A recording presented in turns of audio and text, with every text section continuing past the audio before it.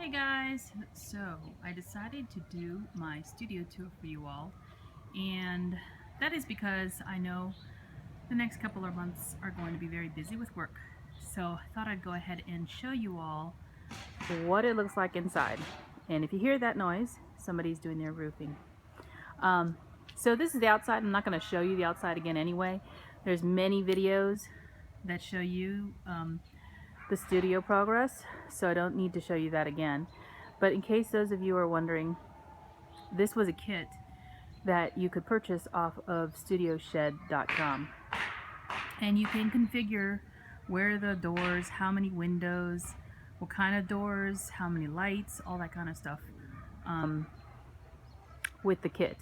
And that is where you get the pricing for it. Now, we had a separate contractor do the foundation, which we have a concrete foundation because they figured out it's the same price to do wood versus concrete. So we had a mason come in and pour the concrete pad here, and you can see he poured a step. I have two mats from Target and a thrift store, not a thrift store, antique store find out here. And I haven't done any of the decals for the doors yet on my Cricut. I was going to do that in vinyl. But you can see these are some projects that friends have given me. They're not even, I just stuck them up. So let's go ahead inside. And I'm not going to show you, how I store everything. I figured that would make it a really long video. So I'm just going to show you, I'm coming in the door, what it all looks like, and then I'll do separate videos so you guys can see how I store stuff, because I haven't organized everything inside the craft room, but everything is kind of moved over now. So you can see I'm standing in front of the curtain, and I've just walked into the door, and I'm going to go ahead and turn around for you so you guys can see kind of what it looks like when you step inside. And I'm going to cover the camera for a second so that I don't make you dizzy. So 1 second. Okay, I'm standing just inside the doors of my craft room, and this is the building footprint is 12 by 26. Interior, you lose about a foot, so it's like 11 by 25. So here we go. So let me start over here. This left-hand side is, this is a double glass door, so both of the doors actually do open. But I usually only have one, the other one you have to unlock to open it, or, unhook it. So in the summertime when it's cooler, I can do that. Right now it's really cold. So, okay. So, just so you all know, this whole box here is full of projects that people have sent me or I have made. I don't have enough shelf space to put it all up. So I'm going to have to figure out what I can and cannot put up in here. And then this box right here is Christmas crafting stuff that I am now going to have to find a place for. And that's why I say I have to organize everything again in my bins so that I can store more stuff in here. When I moved, I just moved and put stuff in a bin and left it. So it's not the best organization. So next to this, next to the doors is my huge filing cabinet. This is a vintage filing cabinet. And it holds all of my stamps that are in those pockets. Above it is 6x6 storage for 6x6 paper. Some more stamps that are hanging. These are all those character stamps. And then this Clip It Up is a standing Clip It Up, and I put all of the trays together. And so it holds embossing powders, paints, daubers at the top. So it's that kind of supply area. And then I created this little section here. My Gorgeous Girl stamps are sitting in this basket right here. And this is another thing of Christmas stuff that I need to put away. Got some tins here from Hobby Lobby, vintage sewing drawer. And then these are two Michael's rolling drawer carts. And I have this metal box that I got at an antique show. You can see over here, I'm going to turn around so you can kind of see. There's one of the windows, and it is covered with a blind from IKEA. These two things are chicken feeders, and I just hung them on the wall. They're 2 different sizes that I got at an antique mall. My green glade clock, a whole bunch of shelving. There's some Tilda tins here and here, and these are from Greengate. And then here's my candy station. So it's sitting on top of a flat file, and I don't have a lot of new furniture in the room. I chose to keep a lot of older furniture because, number one, we built a studio. If that isn't expensive enough on crafting, then I don't know what is. But I also like to move stuff around if something doesn't work for me. So this flat file now contains all of my punches. So I'm going to open a drawer for you. And I said I wasn't going to do this, but just so you can see, it's full of punches. So I'm going to put my foot here. That was in my old craft room. And so here's my candy station. I still have a lot of my milk glass. And a lot of these things are people have given to me or I've purchased on my own. Now, one of the things you'll notice is this long curtain right here. And Carla did not see this when she was here the other day because it wasn't finished. I did get that done yesterday, and today I worked on it. So I hemmed. All of these curtains are from IKEA. They actually are discontinued now, but I purchased them off a vendor on eBay for $10 a set, and they are perfect because they're white and they're cheap. So what's behind curtains?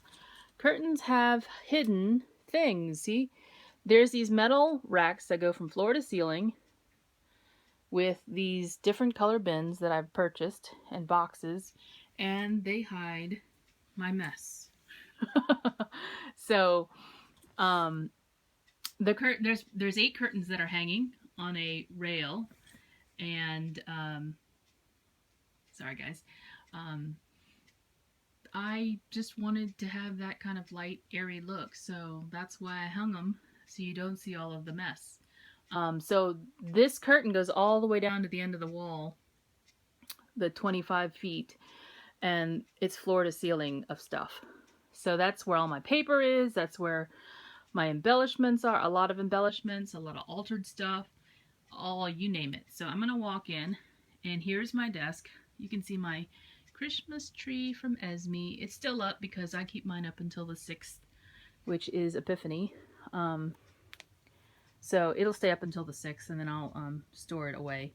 I do have some things down on the floor, but it's not a whole lot because I don't want to go tripping over stuff. So storage bins, these are adhesives. This is recent stuff that I bought, a Happy Meal that I need to send out. Some glitters. And then I have these Helmar cabinets. There's 3 of them in a row, and they're on a diagonal, but these are all ink. See?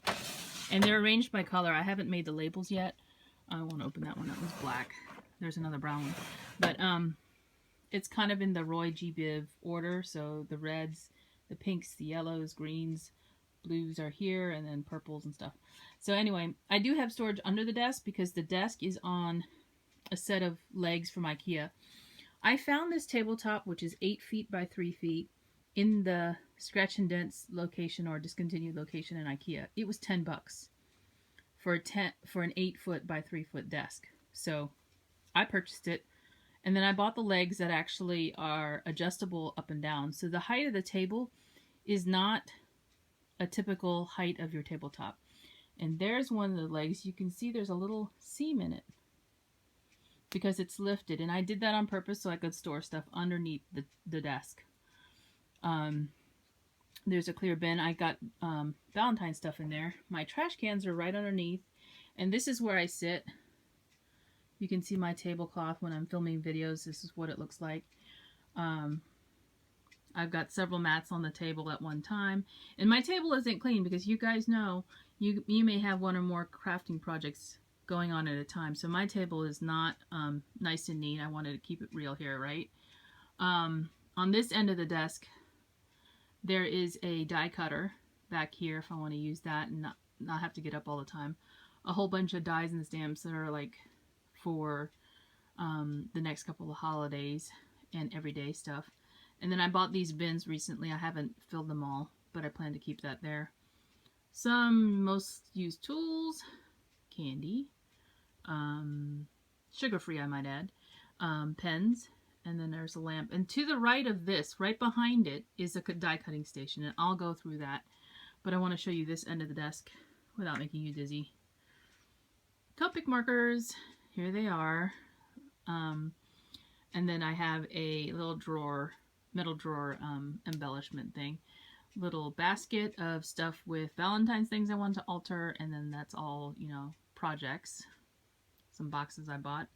Now this filing cabinet here, and you can see here's my holsters, the glue gun, the heat tool, my fuse. Well, that's not technically a fuse, but you know, my heat tool. Here's another Helmer filing cabinet, and these are most used tools, like my envelope punch board's in here, my scoreboard is in here. There's a lot of different tools down in here. My crocodiles, they're in here, so they have them right here next to me, so I don't have to go too far to get them. Okay. Here's my spinner. It's not on my desk because it's too big, really. I actually want to get rid of it, but I don't know if I will. Here's my Cricut. And as you know, the Cricut's wireless now, so you don't have to have anything plugged in. And I do have a computer in here. There's my scan and cut. This is my airbrush compressor. And then I have a station over here that has my printer, my laser printer, my color printer, and then this this dresser here was in my old craft room, and it has a lot of storage for items that I don't use regularly. On this side behind all of these luggages. Now these luggage have like doilies and bling, lace and stuff like that. I have my little metal tins that I haven't put out yet. After I store the Christmas tree, I'll put these back on my desk with stuff in them. Embossing folders, Cricut cartridges. Actually, Cricut cartridges are down here because I don't need to use those anymore since I have a wireless in here. And then jewelry stuff. Okay, now if I show you this whole wall, you'll notice that everything is pink because this is my Tilda wall here. Most of this stuff is Tilda. And then here's the 6x6 paper pads, the embellishment boxes, the the die cuts and stuff, decor kits. And then here's my paper pads for Tilda. There's my Caterpillar Pro. And then there's more stamps here from different manufacturers. And then here's one of my Rascot carts sitting in front of my my drawers for jewelry stuff. So this is just a cart that holds a lot of like mixed media stuff and mats and stuff like that. So I can move it out of the way pretty easily if I need to get to anything back here. Now, in case anybody's wondering where's your paper other than the Tilda paper, behind these curtains, see, there's the 3 IKEA bookcases and my old Cricut Imagine. And here's where my paper is stored. So I had one bookcase, and I had the doors on them. I took them off because I knew they would just be in the way. So all of my paper is sitting up on these shelves right behind me. So I have, probably 2.5 bookcases of paper. And I will pan over here. This is actually the heating unit. It's heat and air conditioning, actually. This is what they call a mini split, and it's used a lot in Europe, actually, because it's a smaller unit, and it will heat the whole entire room pretty quickly. Heat and cool. This is my double clip it up. It was black. I painted it cream, as I did the other one. So what I did was embellishments in color order, Roy G. Biv, and then this one is all my letters, plus I think that's chipboard letters, and then these two are also embellishments, but they're like more, like different colored ones, not different, multicolored ones. So like holiday stuff and different stuff like that. There's some washi, and then I will come around this corner here, and you'll see the die cutting station. So what I did was, my husband had this base of a cart, and you'll see the die cutting station. So what I did was, my husband had this base of a cart. He used it to build as a base for his sculptures, and it's pretty sturdy. It's heavy duty because his sculptures are made from bronze. A lot of times they're cast in bronze. So he had to make a sturdy base. Well, he wasn't using them. So he said, do you want one? I said, yeah, I want that. And I also want this table. He bought this metal table home from work. He got it for free. I painted it blue. And he built me a top to the cart. So there's a shelf in here. And it slides underneath the table. So I never have to really move this. But if I want to, I can. To extend my work area out. So this has a lot of my Tim Holtz, well, actually a lot of my Biggs dies, the smaller ones here. And then these are for the Big Shot Pro. These are all my Big Shot Pro dies. There's some of my cutting boards, and then there's my Big Shot Pro right above it. So if I want to go for a die, I look down here, or I look over here. This is my die station. So my wafer thin dies and my Biggs dies, all those big XL dies, they're all here. This is all wafer thin dies. If anybody wants to see my collection, now you can see it all in one place. I'm gonna step back so you can see it all. It's full of stuff. And then I have another Raskog cart here. So all of this is paint, like spray paint and adhesive, like spray adhesive or Mod Podge. There's more acrylic paint. And this whole thing right up in here, this is all tags, different types of tags. So, yeah. So I will go around the corner here. And you can see, so basically you have to walk around the table in order to get to supplies that are on this side of the room. But there's free flow. I mean, you can really get to stuff very easily. There's no stuff in front of stuff other than the luggage, which is fine because it's storing, the stuff behind it isn't used frequently. It's just storing extra adhesive. So these things, you can, get stuff on behind here, this shelf, and underneath. I have underneath the table. This is where my mink is stored. The long one, the 12-inch one, it's on a top shelf of a bookcase over a metal rack that I had in my old craft room. There's the foils. This is more dies down here. All my flowers, not all of my flowers. These are the pink, red, yellow, orange, green flowers.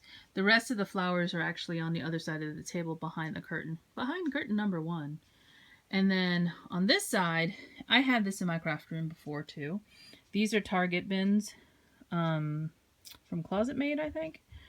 So this blue row here is all altering items and books. And then these 2 rows of bins are all like fibers and bags and stuff. So, and then on top of that, I have my, some projects people gave me. Okay, now here's where my laptop is. See it? And you're probably wondering, well, how do you use it? I have the laptop hooked to this big 32-inch TV, which we did go out and buy a new TV. I got one from my mother earlier last year. We never hung it up, but the one I got from her replaced this one, which was in our bedroom. And I brought this one out here so I could use it as a monitor.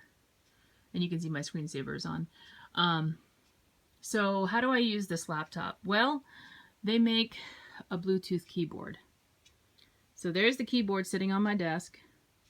And I, of course, have a Bluetooth, not Bluetooth, but a USB mouse. Sorry, this is not Bluetooth. This is USB.